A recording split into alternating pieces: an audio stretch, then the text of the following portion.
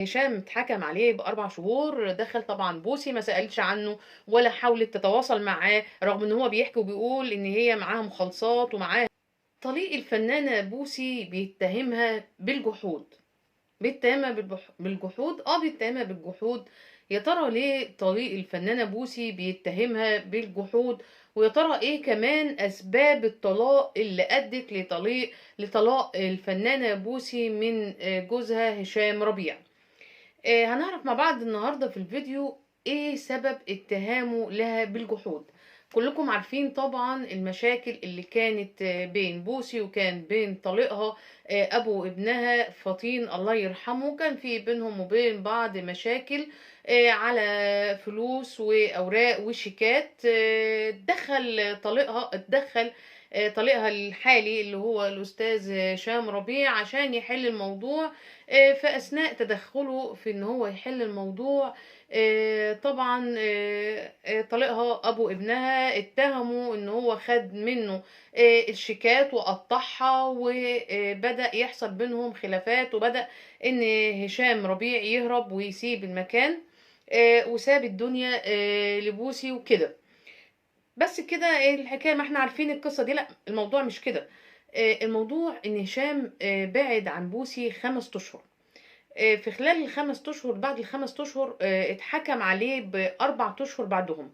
ال4 اشهر اللي اتحكم عليهم هشام فيهم ودخل السجن، حصل حاجات غريبة قوي من بوسي. هشام بيحكي ايه اللي حصل من بوسي اثناء وجوده في السجن. بس قبل الكلام ده بدأ يحكي عن جحودها لوالدها. هي طلعت اكتر من مره وكذبت وقالت ان هي كويسه مع والدها وان مفيش اي حاجه، لكن هشام طلع وقال جحودها على والدها، وقال ان والدها قبل ما يموت بيومين طلبها وكان عايز يكلمها، لكن هي كانت بتتهرب منه. وبالفعل والدها وصى هشام وقال له ان هو ميت غضبان عليها.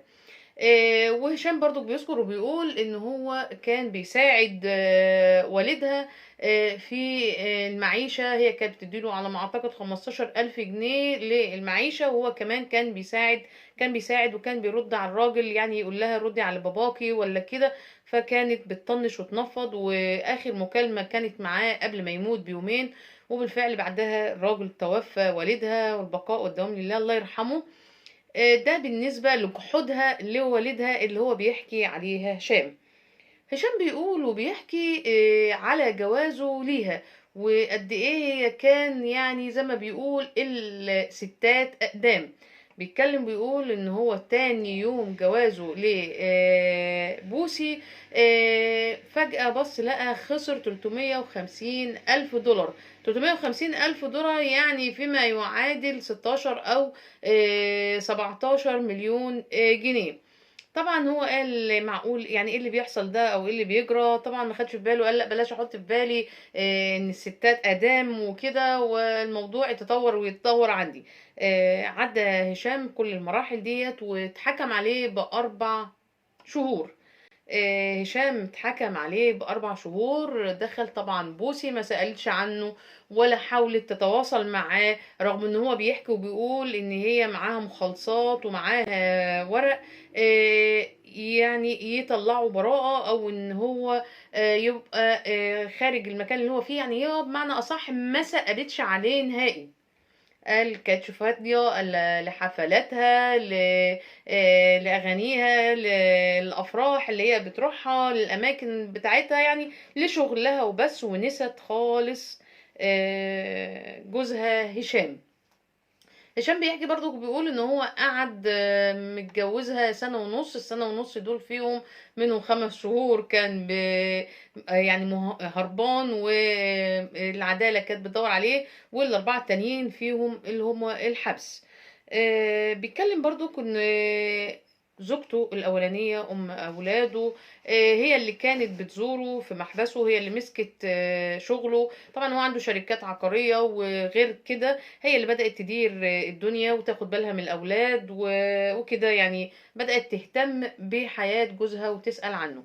يعني طبعا صدمة يعني، دي صدمة قوي يعني برضك للراجل اللي ضحى بزوجته الأولانية وبأم أولاده عشان هو يرتبط بممثلة أو مطربة أو بص للشهرة.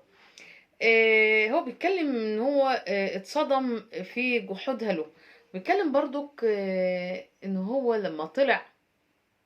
لما طلع وحاول، طبعا هي ما سألتش عنه وكده، وهو زعل ان هي ما سألتش عنه، حتى في لما كان هربان ما سألتش عنه، فحاول ان هو يروح لها البيت عشان يقابلها ويشوف الدنيا ايه.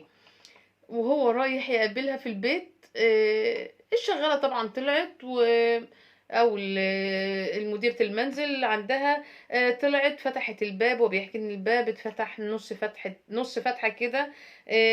فبيقول لها انت واقفة ليه كده، أو ليه واقفة كده، يبعت يعني نادي لبوسي. قالت له هي مش موجودة. طبعا كان بالنسبة له صدمة إن هي كمان منعته إن هو يدخل لها، يعني منعته ان هو يدخل يشوفها، او يشوف هي عملت ليه كده. والفعل هو بيقول ان هو بعدها على طول طلق بوسي، وان الموضوع خلاص بينهم وبين بعض خلاص.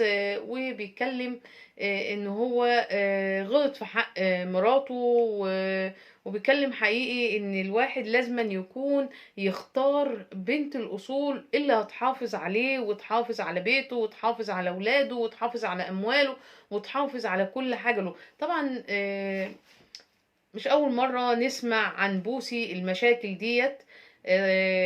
في الأول سمعنا عن مشاكلها بينها وبين طليقها اللي هو المتوفي أبو ابنها فطين، واتهام أخت فطين ليها إن هي كانت سبب من أسباب إن أخوها يكون حزين، وإن هي تحارب أخوها، وإن هي أجرت ناس ومش عارفة إيه. يعني كان مشاكل كبيرة قوي بينها وبين فطين.